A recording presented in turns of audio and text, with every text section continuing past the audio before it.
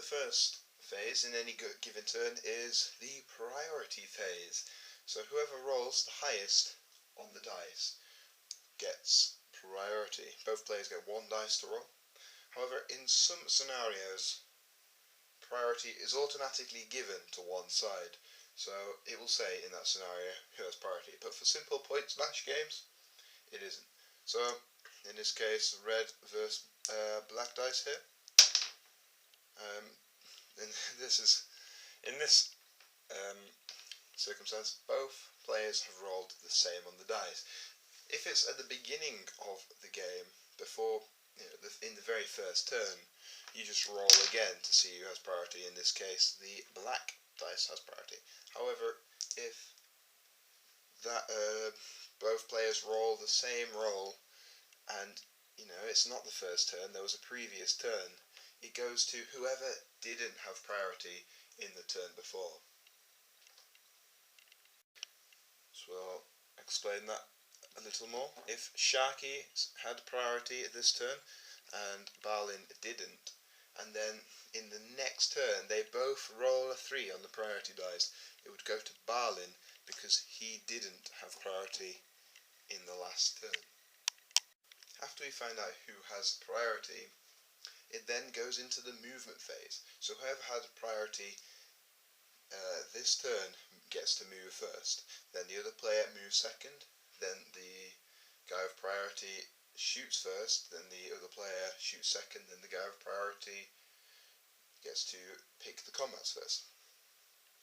So the turn sequence is priority, you move, I move, you shoot, I shoot, combats, with whoever got priority moving first and shooting first. So, movement. We've got 3 models down here. So whoever had priority gets to move first. In this case, we have Pippin, Balin, and Sharky. Pippin is a hobbit, Balin's a dwarf, and Sharky is a man. Each one of these models has its own stat line in a source book, and on each of their stat lines, at the beginning of their stat line is their movement value, and obviously it's this what we want to check when we are moving the model. So for example here, we have a stat line here of movement 6 inches or 14 centimeters. It's usually easier to do it to play your games in inches, as there's a lot of d6 inches sort of things. So if we looked on, after checking their stat lines, we know that over here Sharky moves 6 inches, which is pretty standard for most men. So we measure from a point on his base, that's usually the same point. So what I usually do is measure from the front of his base, always the same point, pardon me, and move him 6 inches. So from the front of his base to the front of his base, to make sure he only moves 6 inches. 6 inches is the most common for men, elves, orcs. Pretty much most things have a 6-inch movement. Then next down here we have Balin. Balin can move 5 inches in exactly the same way. 5 is pretty common for dwarves and goblins. And last but not least, down here we have Pippin, who can move 4 inches, which is the norm for most hobbits. They are after their movement. There are other models with different movements. You just need to check their movement value. There are, of course, restrictions to movement. Pippin can't just charge his run 4 inches through the elf twins because they're standing in his way. So instead, he would have to go around them, still only moving his maximum move. Another key thing to remember is that all these models are from the same force, these three here. So if I wanted to move them, I can move them in any order I want. So I can move the twins out of the way. And there is a free path for Pippin to go towards this orc. Another quite important point is that Pippin is not able to move off the board. No models can ever move off the board intentionally unless the scenario states that they can.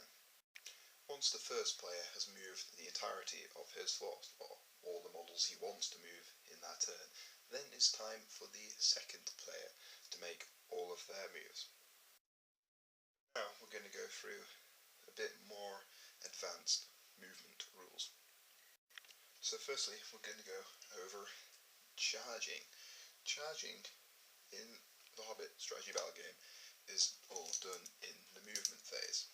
As long as you have enough movement to get to your opponent, and there's no possible special rules, you can just move your move into base contact with your opponent.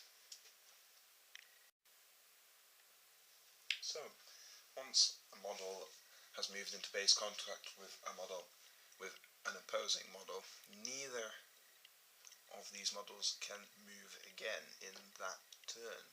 So if Aragorn moved first, charged into him, but only moved, say, an inch, and moved straight into base contact, he would be stuck there. He can't move in and then move out. Also, the orc has been charged, so in his turn, he doesn't get to move away. He's stuck there in base combat in the fight. However, in this example, these two orcs are close enough that Aragorn's base can move into contact with both of the orcs. Therefore, Aragorn has charged both orcs. Another thing that needs noting is every model has a control zone, which is an inch around that model.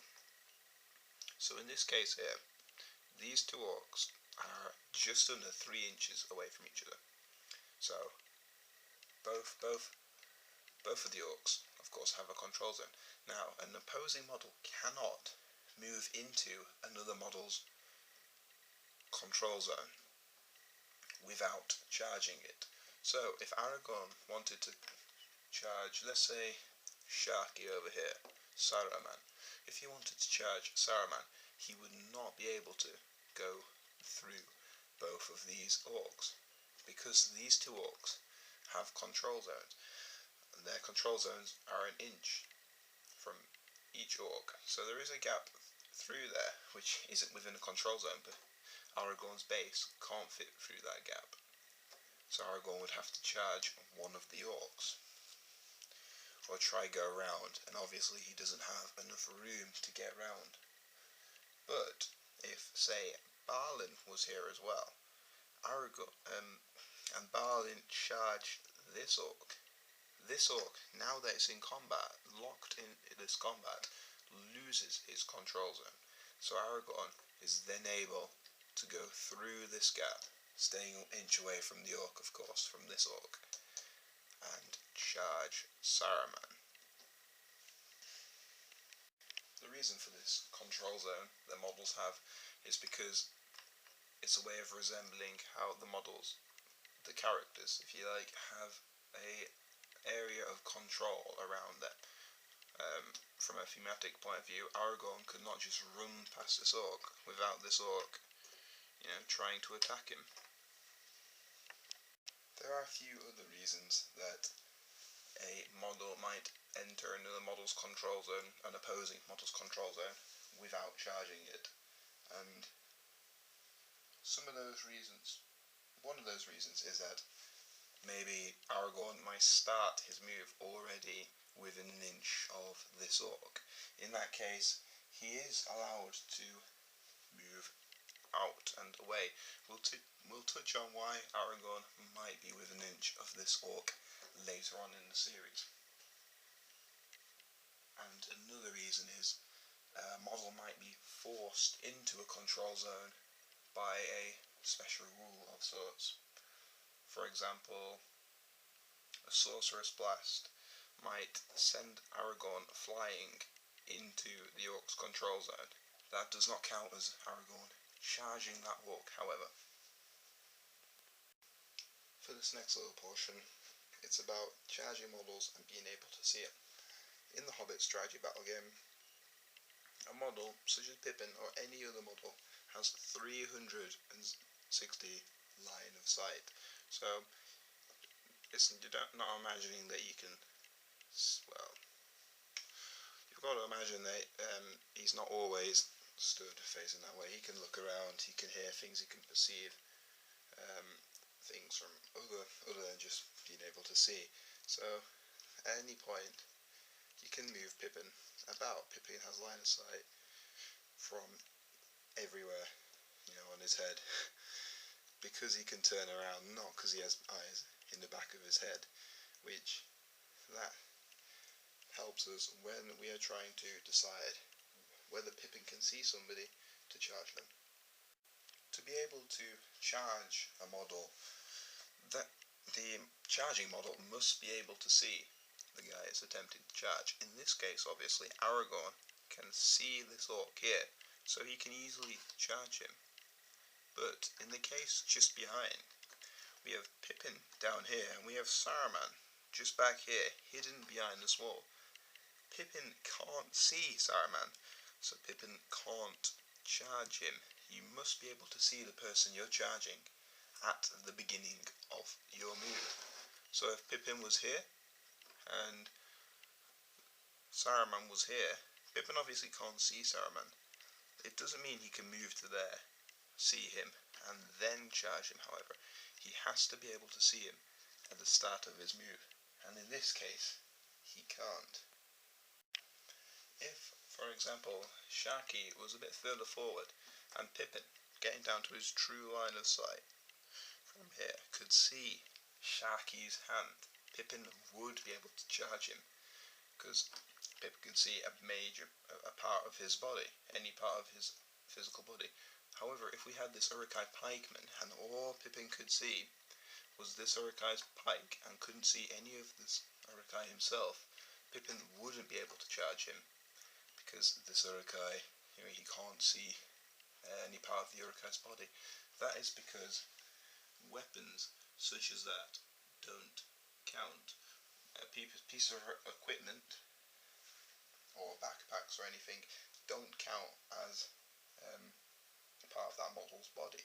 So if that's all you can see, then you can't charge them.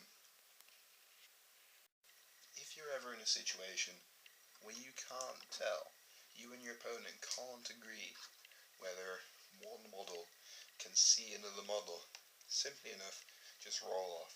1, 2, 3, they can't. 4, 5, 6, they can. So 5, they can see each other. So that covers the basic movement rules. Now I'm going to go into slightly more advanced movement rules. So here we have a wood. It is defined by the base that it's on, so this counts as woodland terrain. Once you enter this, you are in woodland terrain. So what woodland terrain does in The Hobbit, it halves your movement. So Aragorn, who could normally move 6 inches, can now, he's in this terrain, only move 3, as it halves your movement. Because it is hard to move about in terrain like this. But if Aragorn starts out here, you would need to measure how far it takes him to get into the terrain. So he can move 3 inches from there, so he's just outside of the terrain, but he wants to go through. So then he's got an extra 3 inches of movement to make 6, but it's halved. So 3 inches of that movement is going through this terrain, which means he then can move 1.5 inches, which is half of 3. So he gets 3 inches outside the wood, moves towards the wood, into the wood, and it halves his movement down to 1.5. It also counts if you're just moving over the wood. So here Aragorn's base is just moving over that wood, but he counts as being in the wood. As long as your base is partially in that wood, it counts as moving through the difficult terrain. So if he was to move down the side of the wood here, he would only get that 3-inch movement because his movement has been halved. Obstacles are another thing that can affect a model's movement. If an obstacle is less than half a model's height, like this wall here is less than half of Aragorn's height, you can pass over it with absolutely no penalty. So Aragorn can go over this, his full 6 inches.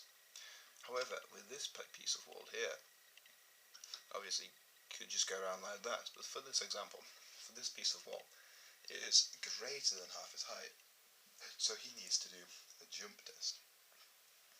You can do a jump test whenever you're trying to get over an obstacle that is over half your model's height and yet under your full model's height. So this is just smaller than Aragorn here, so he's allowed to do a jump test.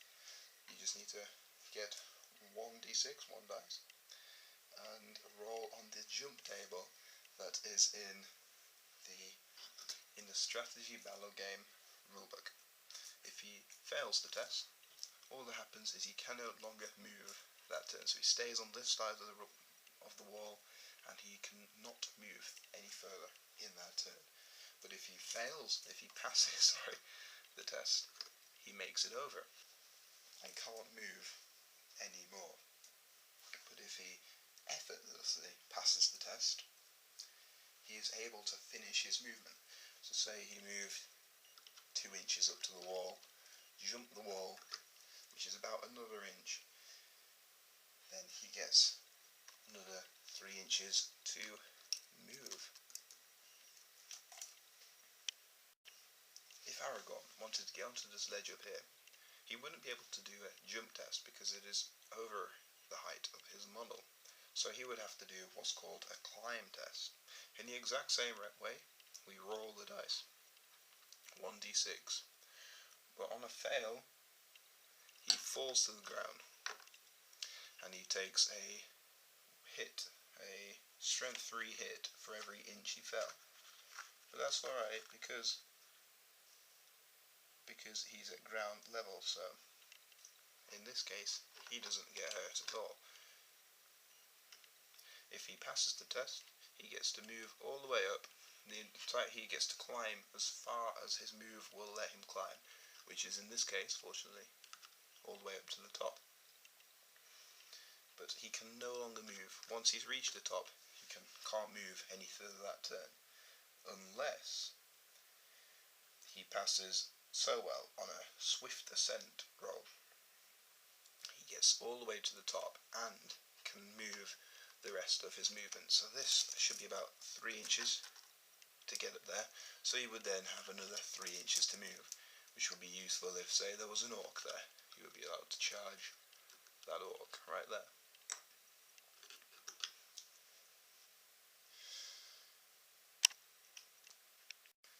Another, and yet quite rarely used, feature is leaping. Aragorn, if he wanted to, could leap from this building to this building, and in SPG that's possible as well. You can leap as far as twice your model's width. So see here, there's one model width, there's another model width. So he is able to jump this gap here. This just requires another roll, and this time we are rolling on the leaping table.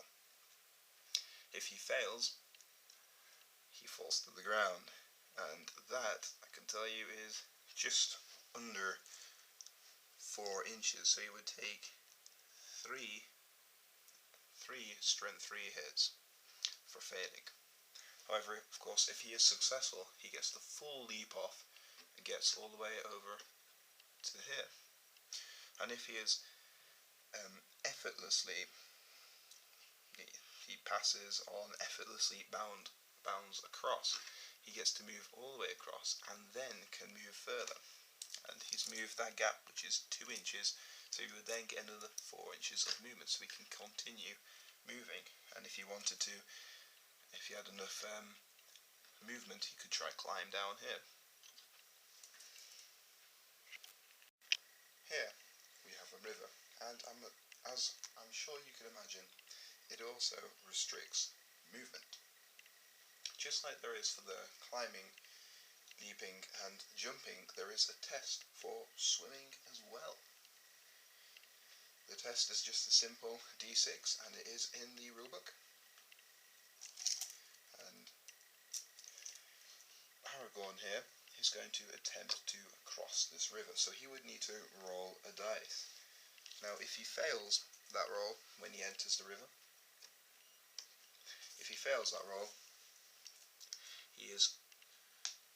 he drowns, so he is straight away removed as a casualty.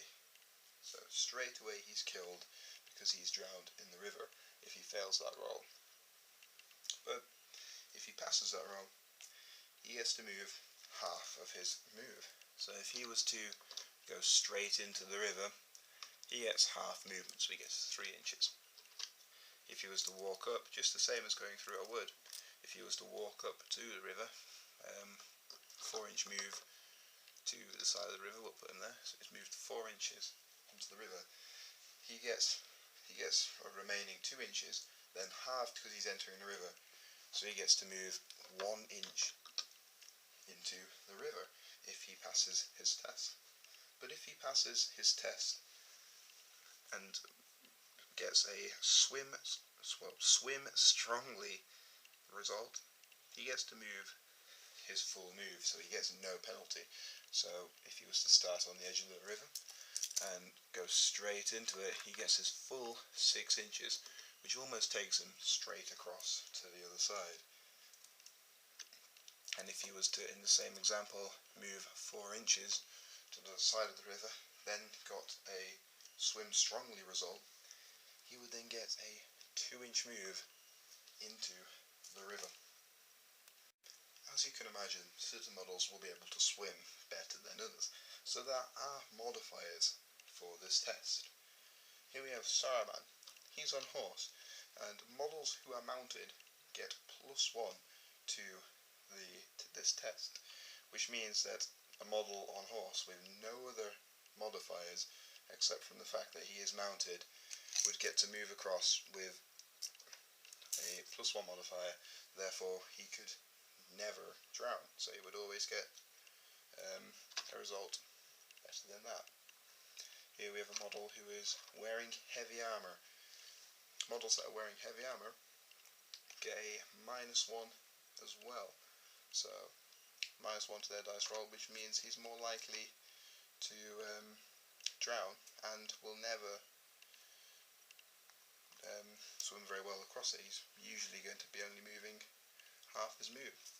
This model here, however, has a shield and is wearing armour, so you get a -1 for holding a shield, and you get a -1 for wearing heavy armour, which means that he has a -2 to his roll. With Aragorn here, he's not wearing heavy armour, he's just in normal armour, so and he's not mounted, so he gets the normal dice roll with no modifiers. There's another possibility. If a model is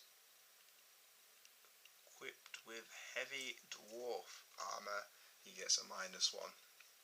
And if a model is carrying a banner, he also gets a -1.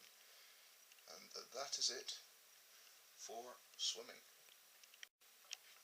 However, not all water features are deep enough to swim in. So if this was just a small stream, maybe only 1 inch across, it would only count as difficult terrain. And models who are mounted, including horses and wargs if they're alone, and monsters, also ignore shallow water. Only shallow water they ignore. if a model is in shallow water and is knocked prone, it would then, however, need to take a swim test, otherwise it might drown. And that will be taken at the end of its movement.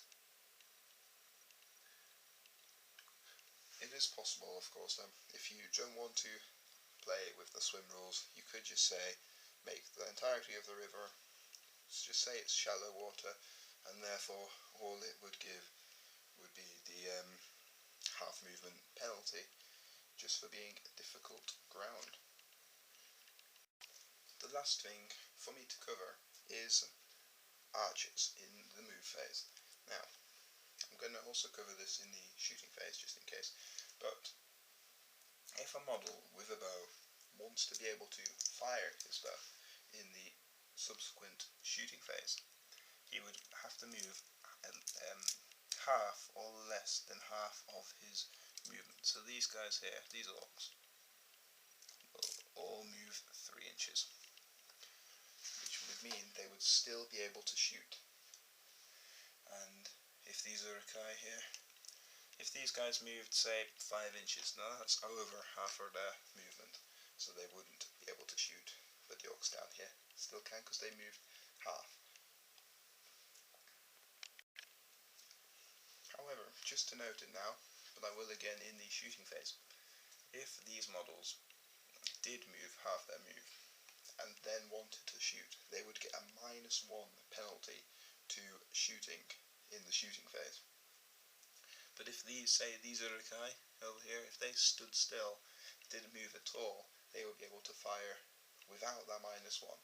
But because they've moved half or less than half their move, they get a -1. If they move any further than half, they cannot shoot their bows at all.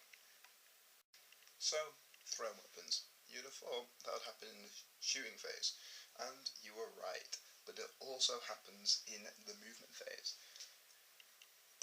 The example that happens in the movement phase being when charging. When charging, a model with a thrown weapon, such as the Rohirrim warriors here, with their thrown spears, they can charge into the orc, and on their way they'll be able to throw their spears at him. But obviously to charge they're moving, so they will get the -1. Now, the actual rolling to hit, rolling to wound will be covered in the shooting phase video. However, it needed to be mentioned now because it's during the movement phase. There are restrictions to it, however. If this guy was to charge in, throw his spear, let's say he missed, so he hasn't killed this guy, that would mean that these guys wouldn't be able to throw their spears because these guys are already in combat, and there's a chance that this Rohirrim might accidentally hit him because they're in combat. This isn't the case, however, for evil models. If these 3 were evil models, and he was a good model, for example, or an evil model himself, just not on the same in the same force as these 3, they would be able to throw their spears into the combat. And shooting weapons into combat, or throwing weapons into combat, will be covered in the shooting phase section. But obviously, like I said, this needs to be said now. If, say, there was an orc back here, this guy threw his spear at this orc, and then killed this orc, he would then be allowed to move, as long as he's still got the movement, into another combat. So if he was, say, an inch away from this orc, he threw the spear, killed him, he would then be allowed to move into combat with another model, as long as he hasn't exceeded his movement, and obviously he was able to see that model at the start of his move. Now, what I want to cover is one of the most